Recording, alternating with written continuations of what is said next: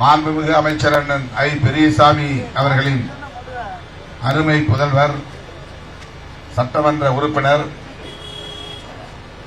அன்பு சகோதரர் ஐ.பி. செந்தில்குமார் அவர்களுக்கு ஆதரவு கேட்டு உங்களை தேடி வந்திருக்கிறேன், நாடி வந்திருக்கிறேன்.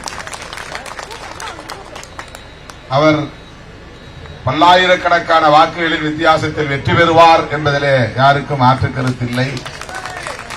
அவர் மீண்டும் சட்டமன்றத்திற்கு செல்லுவார். இந்த தொகுதியை சார்ந்த மக்களின் உணர்வுகளை சட்டமன்றத்தில் பிரதிபலிப்பார். உங்களுக்காக உரத்து பேசுவார். ஆனாலும் உங்களை நான் தேடி வந்திருக்கிறேன். என்னுடைய வாழ்த்துக்களை தெரிவிப்பதற்காக, அவருடைய வெற்றியை உறுதிப்படுத்துவதற்காக, என் உயிரின் உயிரான விடுதலை சிறுத்தைகளை தீவிரமாக வாக்கு சேகரிப்பில் ஈடுபட வைப்பதற்காக உங்களை தேடி வந்திருக்கிறேன். விடுதலை சிறுத்தைகள் கட்சி தொடர்ந்து திராவிட முன்னேற்ற கழகத்தோடு பயணித்து வருகிறது. முத்தமிழறிஞர் கலைஞர் காலத்தில் இருந்து விடுதலை சிறுத்தைகள் கட்சி திராவிட முன்னேற்ற கழகத்தோடு சில ஆண்டுகள் தவிர இந்த 25 ஆண்டுகளில் பெரும்பாலான தேர்தல்களில் திமுகவோடு இணைந்து பயணிக்கிறோம். அதற்கு காரணம் பெரியார், அண்ணா ஆகிய மாமனிதர்களின் கொள்கைகளை உள்வாங்கிக் கொண்டு விளிம்பு நிலை மக்களுக்காக போராடுகிற ஒரு இயக்கம் திராவிட முன்னேற்ற கழகம் என்கிற புரிதலின் அடிப்படையில் தான் நான் மாணவ பருவத்திலிருந்து திராவிட முன்னேற்ற கழகத்தின் அனைத்து போராட்ட நடவடிக்கைகளையும் கவனித்து வருகிறவன். நான் ஒரு இயக்கத்தின் தலைவராக பொறுப்பேற்ற பிறகு 2001 முத்தமிழறிஞர் கலைஞர் அவர்களை சந்தித்த நாளிலிருந்து இன்றைக்கு தளபதி தலைமை தாங்குகிற இந்த நாள் வரையில் திராவிட முன்னேற்ற கழகத்தின் சமூக நீதி போராட்டங்களை பார்த்து வருகிறவன் என்பதை தாண்டி அவர்களோடு இணைந்து களம் கண்டு வருகிறவன். இந்த தேர்தலில் கூட எப்படியாவது விடுதலை சிறுத்தைகள் கட்சியை கூட்டணியில் இருந்து வெளியேற்றி விடலாம் என்று பலரும் முயற்சித்தார்கள். என்னென்னவோ ஆசை காட்டி பார்த்தார்கள். திமுக கூட்டணியில் இருந்து திருமாவளவன் வெளியேறினால் அந்த கூட்டணியை பலவீனப்படுத்திவிட முடியும், சிதறடித்து விட முடியும். திமுக கூட்டணி சிதறினால் திமுகவை வீழ்த்திவிட முடியும் என்றெல்லாம் கணக்கு போட்டு பார்த்தார்கள். நான் பெரியார் அரசியலை உள்வாங்கியவன், புரட்சியாளர் அம்பேத்கர் அரசியலை படித்தவன், மாமேதை காரல் மார்க்ஸ் அவர்களின் கருத்தியலை அறிந்தவன், புரிந்தவன், தெளிந்தவன். ஆகவேதான் இந்த மண்ணில் சங்பரிவார் கும்பலுக்கு இடமில்லை என்பதில் விடுதலை சிறுத்தைகள் உறுதியாக இருக்கிறோம். அதிமுக இன்றைக்கு பாஜகவை தனது தோளிலே தூக்கி வருகிறது. அதிமுக பாஜகவோடு கூட்டணி வைத்ததை அவர்களாலேயே நியாயப்படுத்தி சொல்ல முடியாது. நாங்கள் திமுகவோடு ஏன் கூட்டணி வைத்திருக்கிறோம் என்பதை எங்களால் நியாயப்படுத்த முடியும். நாங்கள் ஏன் திமுகவோடு இருக்கிறோம், திமுக தலைமையிலான கூட்டணியில் பயணிக்கிறோம் என்பதை என்னால் மணிக்கணக்கிலே பேச முடியும், காரணங்களை சொல்ல முடியும். ஆனால் மாண்புமிகு எதிர்க்கட்சி தலைவர் எடப்பாடி பழனிசாமி அவர்கள் பாரதிய ஜனதாவோடு கூட்டணி சேர்ந்ததற்கான நியாயத்தை சொல்ல முடியுமா? எந்த அடிப்படையிலே பிஜேபியோடு அதிமுக கூட்டணி வைத்தது? அதிமுகவினுடைய மேலாள் பொதுச் செயலாளர் மறைந்த முதலமைச்சர் செல்வி ஜெயலலிதா அம்மையார் அவர்கள் ஒரு பொதுத் தேர்தலிலே வெளிப்படையாக சொன்னார், நான் என் அரசியல் வாழ்வில் பெரும் தவறு இழைத்து விட்டேன், பிழை செய்து விட்டேன். பாஜகவோடு கூட்டணி வைத்தது நான் செய்த பெரும் பிழை. அதற்கு பரிகாரமாகத்தான் அவர்களின் ஆட்சியை கவிழ்த்தேன் என்று சொன்னவர் ஜெயலலிதா அம்மையார்.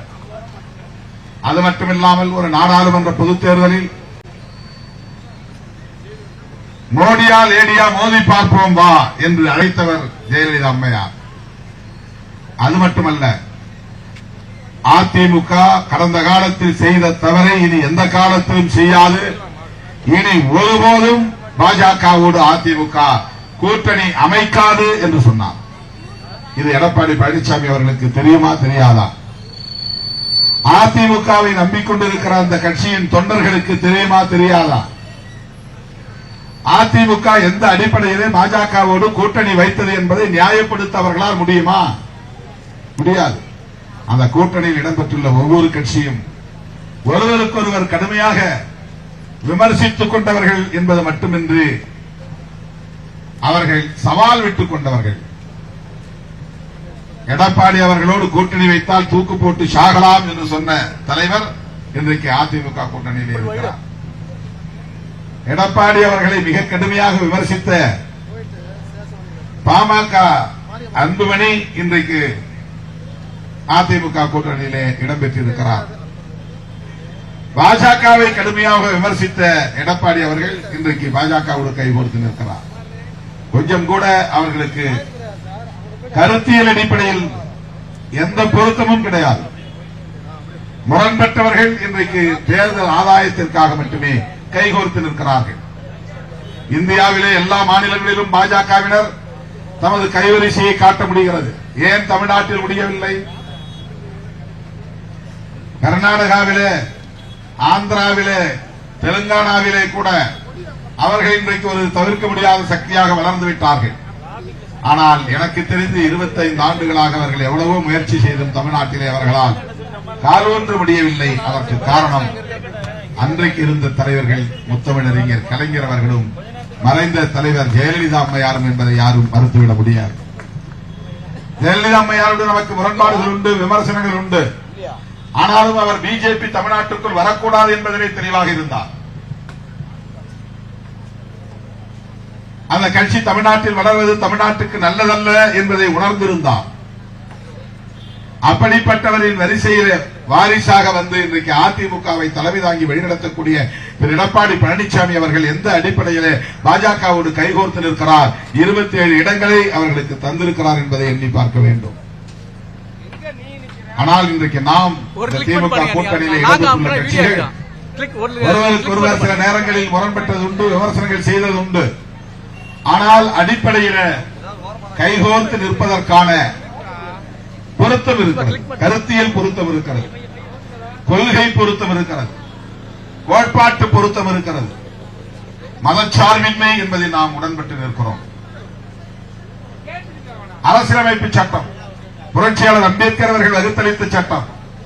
அந்த அரசியலமைப்பு சட்டத்தின் உயிர் மூச்சு கோட்பாடுகளாக பன்மைத்துவம், புளூரலிசம் இருக்கிறது, செக்யூலரிசம் மதச்சார்பின்மை இருக்கிறது, பெடரலிசம் கூட்டாட்சி தத்துவம் இருக்கிறது, ஃப்ரெட்டர்னிட்டி சகோதரத்துவம் இருக்கிறது, லிபர்ட்டி சுதந்திரம் இருக்கிறது. இவையெல்லாம் அரசமைப்பு சட்டத்தின் உயிர் மூச்சு கோட்பாடுகள். அதிலே மிக முக்கியமானது மதச்சார்பின்மை. மக்கள் எந்த மதத்தையும் சார்ந்திருக்கலாம், எந்த கடவுளையும் கும்பிடலாம், மக்களுக்கு அந்த உரிமை உண்டு. ஆனால் டெல்லியிலே இருக்கிற அரசாங்கம் எல்லா மதங்களையும் தம் மதங்களாக கருத வேண்டுமே தவிர ஒரு மதத்தை சார்ந்து இருக்கக்கூடாது, இன்னொரு மதத்தை எதிராக பார்க்கக்கூடாது. பிஜேபியினருடைய அரசியல் என்ன?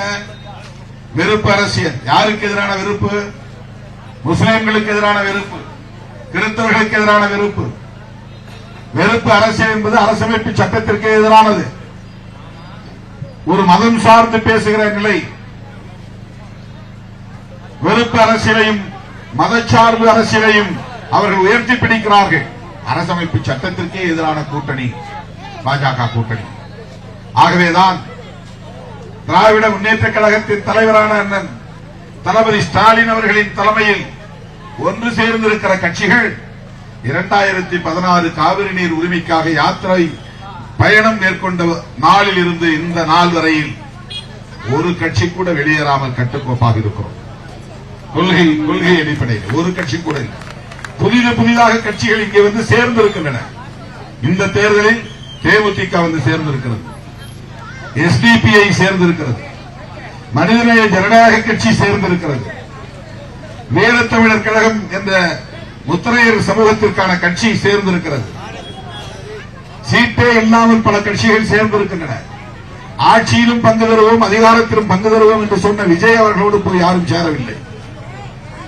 அதிகாரத்தில் பங்கு தருகிறோம் என்று வெளிப்படையாக அவர் கூவி கூவி அழைத்தும் கூட யாரும் போய் அவரிடத்தில் சேரவில்லை.